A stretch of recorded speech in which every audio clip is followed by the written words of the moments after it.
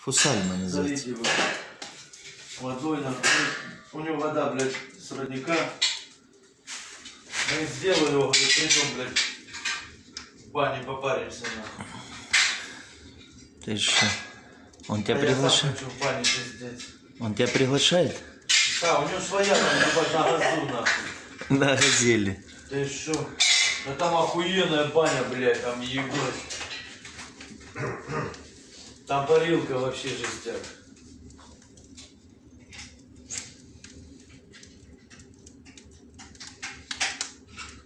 Вот это проверка, вот это проверка. А не две дровишки.